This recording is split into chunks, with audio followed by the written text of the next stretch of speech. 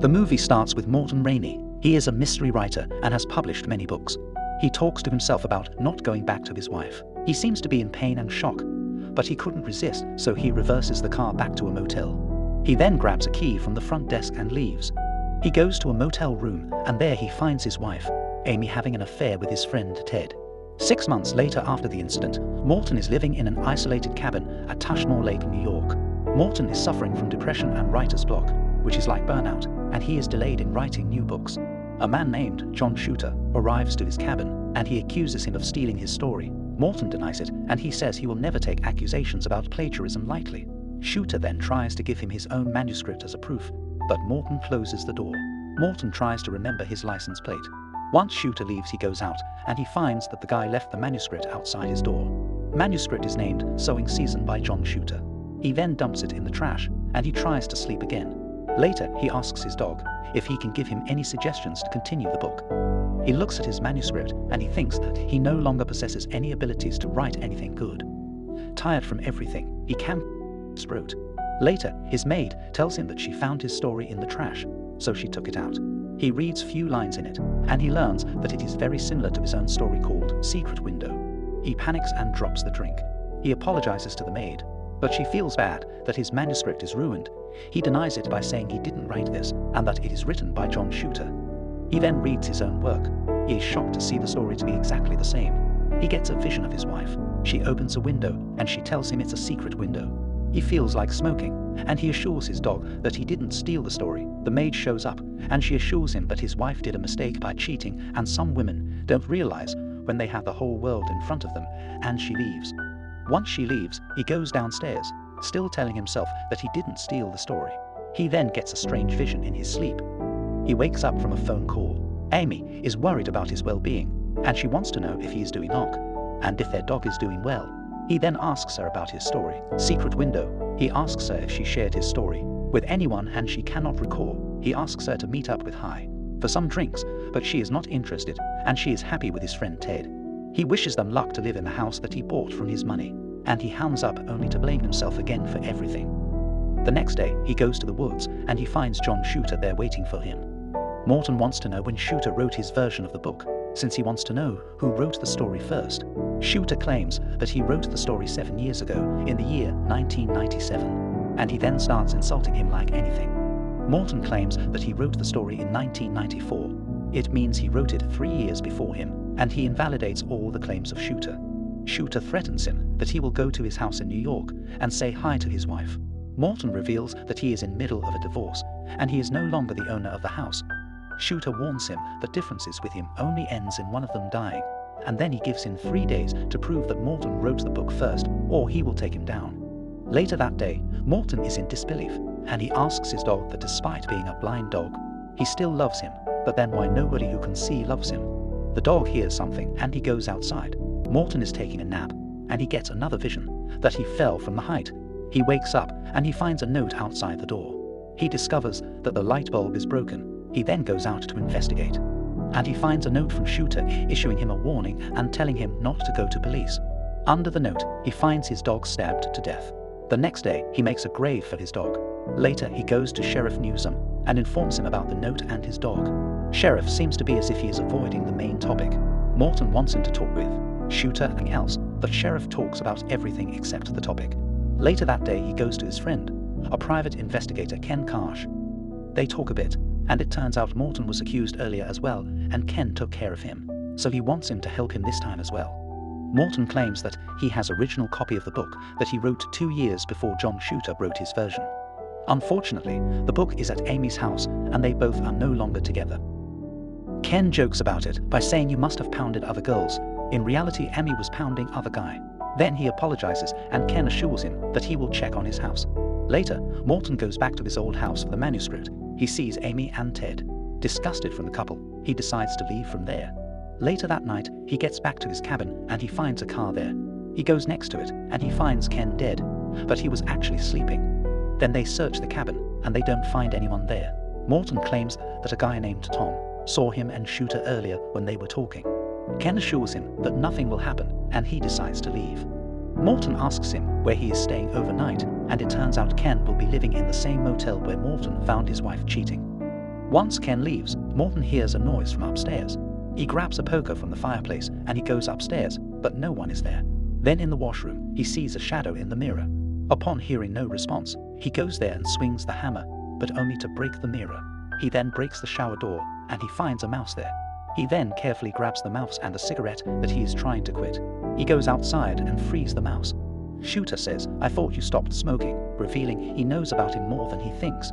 Shooter says that you went to Amy's house, but why you didn't take the book. Shooter wants him to fix the ending of his version of the book where the protagonist kills his cheating wife. He then mentions his wife by saying she is spicy.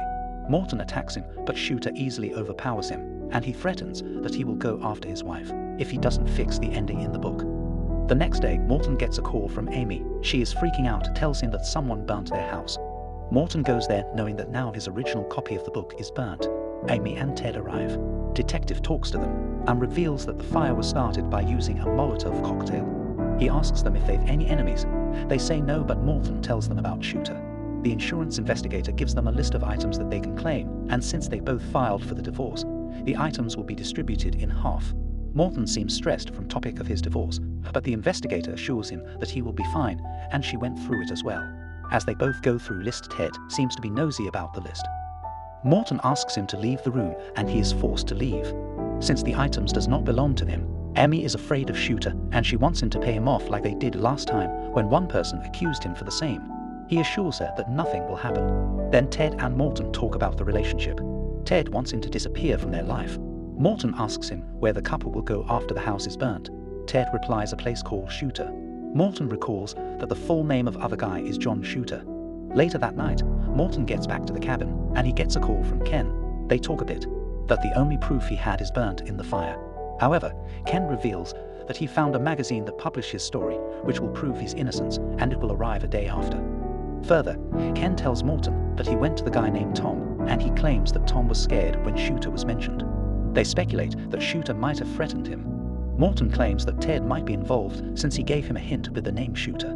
Ken suggests that they should meet Tom the next day and make him tell everything. Ken then prepares to see Tom.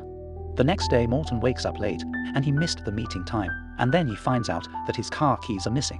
He then prepares to leave and he finds a hat that Shooter used to wear outside the door. He also goes to his car and he finds it on. Surprisingly, he finds a cigarette butt in it.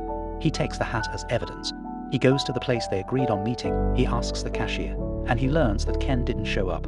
On the way back, Morton spots Ted at a gas station. He didn't expect him to be there, so he reverses the car and he confronts him.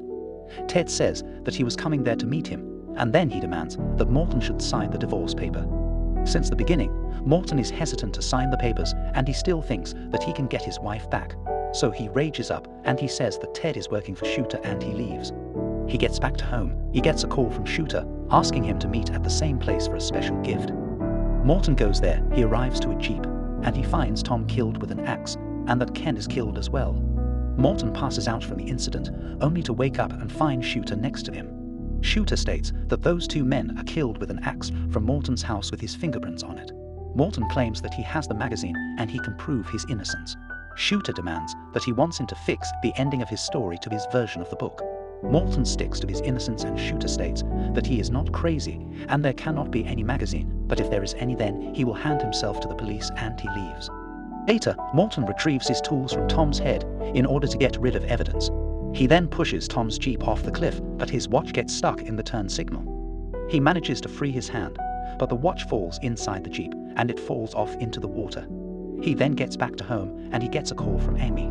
She is worried about him, she is crying, and she thinks if they didn't lose their baby in the past, the things would have turned out to be different. He asks her what she thinks of Ted, and she claims that she loves Ted. She thinks that Morton was busy since the last 2 years in writing books, and he never had time for her. She wants him to sign the papers, only to reveal that she was being nice to him to make him sign the divorce papers. Amy prepares herself to confront him with the divorce papers. Ted wants to go with her, but she denies it, since it will make the things worse. Later, Morton goes to the post office to retrieve his package containing the magazine. The lady working there gives him the package, and she tells him that she saw everything what he did, only to correct herself that she saw his new look appealing. He then goes back to car. Just then Sheriff approaches him, and he says he is busy. At home, Ted is worried, so he decides to go to the cabin as well. Morton learns that the package is already opened.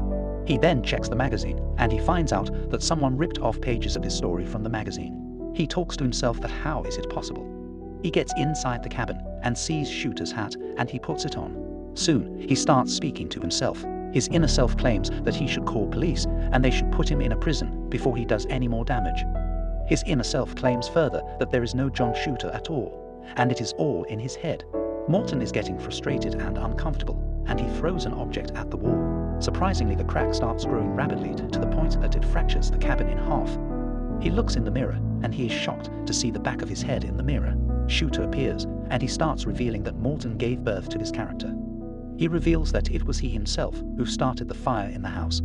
Then it was he who took Tom and Ken to an isolated area and then killed them. Morton realizes that John Shooter is just a figment of his imagination, and he needs to fix the story to get rid of him. Amy arrives at the cabin. She walks in, and she finds the page from the magazine. She looks for Morton, and she finds the house all messed up. There is an empty bottle of Jack Daniels and empty cigarette packet. She hears some noise from upstairs, and she finds the word shooter carved repeatedly on the table, everywhere in the house. Morton appears in front of her speaking and acting like Shooter and wearing his hat as well. He then attacks her with a scissor, but she manages to approach her car. He then fixes the hat, and he takes a stone to break the window. He pulls her out from the car, and he drags her back into the cabin. She tries to run, but she falls to the ground, hitting her head to a rock.